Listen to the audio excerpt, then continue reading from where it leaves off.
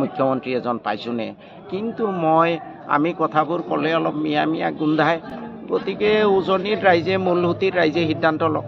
তেওঁলোকে যদি ভাবে এনেকুৱা মুখ্যমন্ত্ৰী যি মুখ্যমন্ত্ৰী আমাৰ গোটেই সম্পদ বিক্ৰী কৰি দিলে, আদানী আম্বানীৰ কাৰণে গোটেই দেশখন বিক্ৰী কৰি দিলে, এতিয়া মূলসুঁতিৰ ৰাইজে যদি বিচাৰে এহি আচ্ছা হয় ৰেহনে দো, হো কেয়াৰ্ছ, চবে মৰিব ময়ো মৰিম আৰু কি আছে।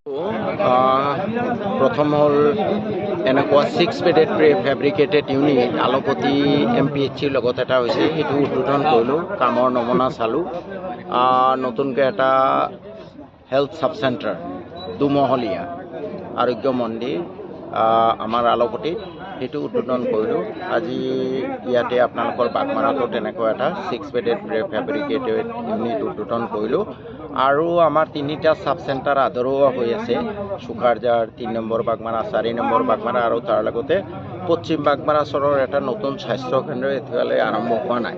গতিকে এই গোটেইকেইটা কথাৰ বুজ ল'বলৈ, তাৰ লগতে হস্পিটেলবোৰ কেনেকুৱা ধৰণে পৰিচালিত হৈ আছে, কি কি অভাৱ অভিযোগ আছে তাৰ বুজ ল'বলৈ মই আহিছিলোঁ। এতিয়া অলপ ৰাজনীতিৰ কথা লৈ আহোঁ। আগন্তুক 26ত আপুনি কোনটো সমষ্টিৰ পৰা নিৰ্বাচন কৰিব? চাওক, একদম খোলাখুলি কৈছোঁ। প্ৰথমে মই মনত প্ৰায় 90% ভাবি থৈছিলোঁ যে মন্দিয়া সমষ্টিৰ পৰাই নিৰ্বাচন খেলিম। এইটোৱে মোৰ বদ্ধমূল ধাৰণা আছিলে। কিন্তু এতিয়া মোৰ সৌভাগ্য নে দুৰ্ভাগ্য নাজানো, এই পুৰণা বাগবৰ সমষ্টিৰ ৰাইজৰ মৰম স্নেহ দেখি মই অলপ দুমোজাত পৰিছোঁ। মই এতিয়া চেঙা খেলিম নে মন্দিয়া খেলিম, অলপ খেলি মেলি হৈ আছে। আপোনালোকেও দোৱা কৰক, আল্লাহ তাল্লাৰ ওপৰত এৰি দিছোঁ। ঠিক আছে। কোনটো দলটো মই কংগ্ৰেছত আছোঁ, ছাছপেনশ্যন কৰি ৰাখিছে।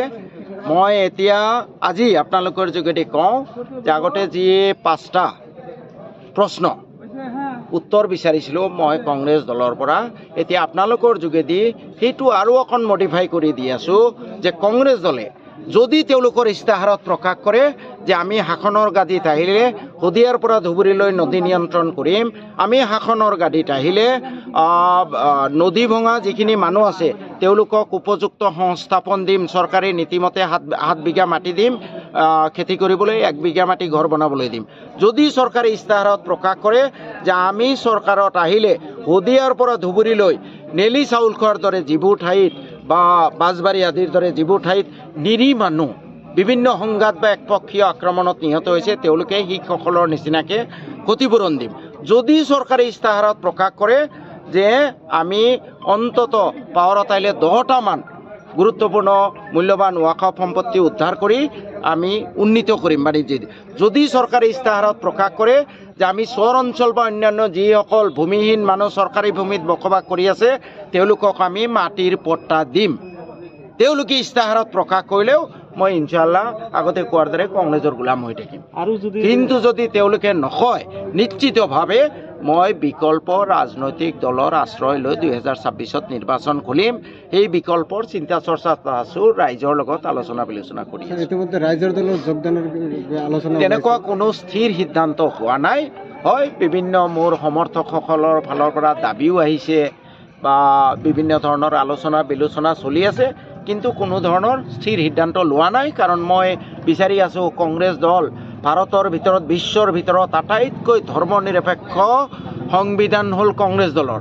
যি দলৰ সংবিধানত আছে যে এই দলৰ কৰ্মীয়ে বছৰত 1 সপ্তাহ ছ'চিয়েল ছাৰ্ভিচ কৰিব লাগিব কোনো টকা পইচা নোলোৱাকৈ, যি দলৰ সংবিধানত আছে প্ৰত্যেকজন কংগ্ৰেছ কৰ্মীয়ে অন্তত 1 সপ্তাহৰ কাৰণে কুষ্ঠৰোগী, তেতিয়া কুষ্ঠৰোগ খুব বেছি আছিলে, কুষ্ঠৰোগীক সেৱা কৰিব লাগিব। সেই কংগ্ৰেছ দলতকৈ ধৰ্ম নিৰপেক্ষ দল কোনো দল হ'ব নোৱাৰে। কিন্তু স্বাধীনতাৰ পিছত প্ৰায় 80 বছৰ শাসনৰ গাদীত থাকি বৰ্তমান দলৰ যিবোৰ নেতা তেওঁলোকৰ তেজ কলুষিত হৈ গৈছে, সেই মানুহবোৰৰ সেই ধৰ্ম নিৰপেক্ষ চৰিত্ৰ নাই।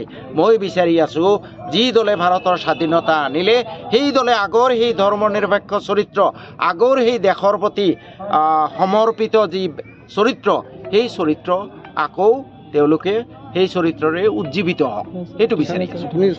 চৰাঞ্চলৰ শিক্ষাৰ যি অৱস্থা, এই ক্ষেত্ৰত আপুনি আগৰে পৰা আমি পদক্ষেপ লৈ আছে যদিও এতিয়া ছাত্ৰ অনুমতি শিক্ষকৰ যি অভাৱ চৰাঞ্চলত যথেষ্ট ক্ষতি কৰি আছে। এইটো বহুত দাবী বহুবাৰ এছেম্বলিত উঠোৱাৰ পিছতো চৰকাৰে কোনো ব্যৱস্থা লোৱা নাই। তেওঁলোকে যোৱা বিধানসভাতো কৈ আছিলে যে 5,000 শিক্ষক চৰাঞ্চলৰ কাৰণে আমি দিম গোটেই, কিন্তু এইবাৰ দেখিবলৈ পালোঁ শিক্ষক নিযুক্তি দিছে বৰপেটাত মাত্ৰ 123 জন, য'ত গোটেই জিলাখনত, য'ত মোৰ বাগবৰতে প্ৰায় 300 শিক্ষকৰ প্ৰয়োজন আছে এলিমেণ্টাৰী ছেকশ্যনত। এতিয়া এইটো চৰকাৰৰ শিক্ষাৰ প্ৰতি কোনো গুৰুত্ব নাই, হেল্থৰ প্ৰতি গুৰুত্ব নাই, আজি ডক্টৰ নাই হস্পিটেলবোৰত। গতিকে ৰাইজে পৰ্যালোচনা কৰক, ৰাইজে সিদ্ধান্ত লওক যে এই চৰকাৰ আমাৰ ৰাইজৰ কাৰণে যে ক্ষতিকাৰক, দেশখনৰ কাৰণে যে ক্ষতিকাৰক। গতিকে এই 26 আহি আছে শাস্তি দিবলৈ চৰকাৰ। SITৰ বিষয়ে কিবা ক'ব নেকি? গৌৰৱ গগৈৰ ওপৰত যি মই ভাবোঁ ক'বলগীয়া একো নাই। এইবোৰ মুখ্যমন্ত্ৰী এজনৰ মুখেৰে যদি ফাল্টু কথা ওলায়, সেই ফাল্টু কথাৰ প্ৰতিক্ৰিয়া ব্যক্ত কৰি নিজকে ফাল্টু সজোৱাটো ঠিক নহয়। তেওঁ যে হিমন্ত বিশ্ব শৰ্মা মুখ্যমন্ত্ৰী হৈ এনেকুৱা পাতলীয় কথা, ইমানে মানে লৰামতীয়া কথা, ঘৃণনীয়, লজ্জা লাগে আমাৰ। আমি এনেকুৱা মুখ্যমন্ত্ৰী এজন পাইছোঁনে? কিন্তু আমি কথাবোৰ ক'লে অলপ মিয়া গোন্ধায়। গতিকে উজনিত ৰাইজে, মূলসুঁতিৰ ৰাইজে সিদ্ধান্ত লওক। তেওঁলোকে যদি ভাবে এনেকুৱা মুখ্যমন্ত্ৰী যি মুখ্যমন্ত্ৰী আমাৰ গোটেই সম্পদ বিক্ৰী কৰি দিলে, আদানী আম্বানীৰ কাৰণে গোটেই দেশখন বিক্ৰী কৰি দিলে, এতিয়া মূলসুঁতিৰ ৰাইজে যদি বিচাৰে এহি আচ্ছা হয়, ৰেহনে দো, হো কেয়াৰ্ছ, চবে মৰিব, ময়ো মৰিম, আৰু কি আছে ক'ব।